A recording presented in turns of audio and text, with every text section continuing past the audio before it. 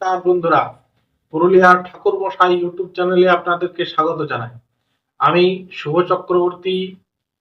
আজকে আমরা অর্ঘ্য বা অর্ঘ্য নিয়ে আলোচনা করব। কোন অর্ঘ্য?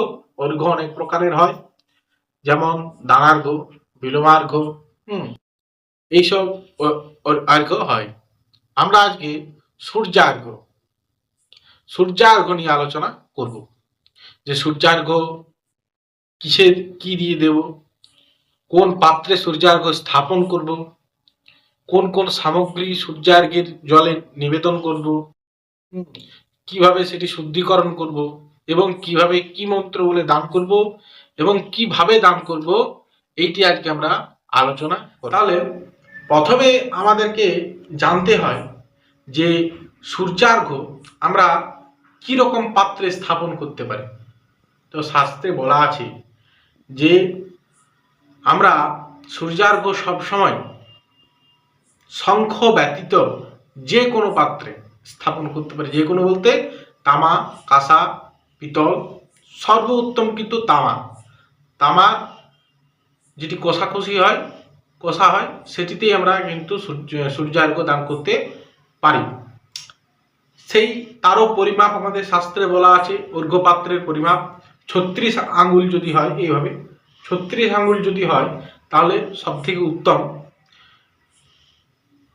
কিন্তু কোনো মতেই 8 আঙ্গুলের থেকে নিচে কিন্তু অর্ঘ্যপাত্রটি হওয়া যাবে না। 8 আঙ্গুলের নিচে অর্ঘ্যপাত্র হওয়া যাবে না। তাই একটি আমরা কষা নেব, সেটি দেখে নেব 8 আঙ্গুল আছে কি না। এইবার 8 আঙ্গুল হয়ে গেল।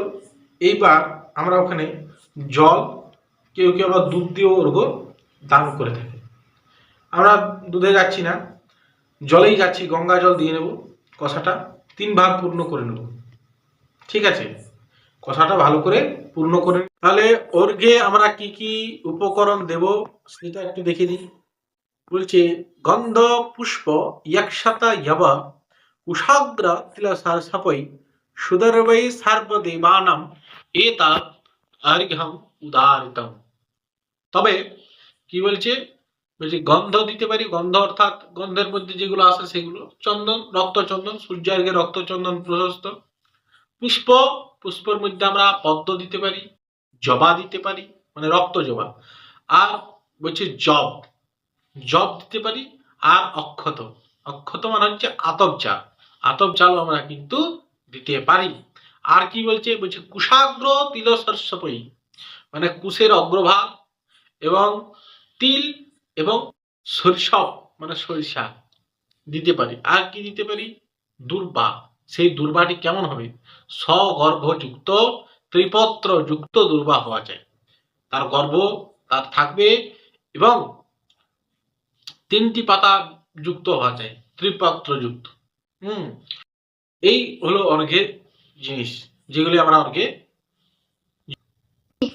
তাহলে এইবার অনেকে প্রশ্ন করতে পারেন যে ফল দেব না, অনেকেই তো ফল দেয়।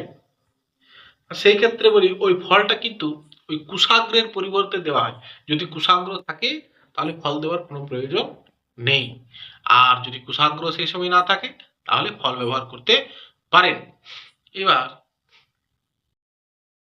অর্ঘ্যের যদি আমাদের কাছে কোনো উপকরণ না থাকে তাহলে আমরা কি করব? অর্ঘ্য পাত্র সেটি থাকতেই হবে। অর্ঘ্য পাত্র থাকলে আমরা শুধুমাত্র জল দ্বারাই অর্ঘ্য দান করতে পারি, বা আতপ চাল, শুধুমাত্র অক্ষত আতপ চাল দ্বারাও কিন্তু আমরা অর্ঘ্য দান করতে পারি। যদি ভিডিওটি ভালো লেগে থাকে তাহলে অবশ্যই চ্যানেলটিকে লাইক, শেয়ার, সাবস্ক্রাইব করে দেবেন। এবং নিত্য নতুন ভিডিও যদি পেতে চান, যদি আপনাদের মনে হয় যে আপনারা পূজা পাঠ সম্পর্কে কিছু জানছেন, কিছু শিখতে পারছেন, তাহলে অবশ্যই অল নোটিফিকেশনটি অন করে দেবেন। আপনাদের গুরুত্বপূর্ণ মতামত অবশ্যই জানাবেন।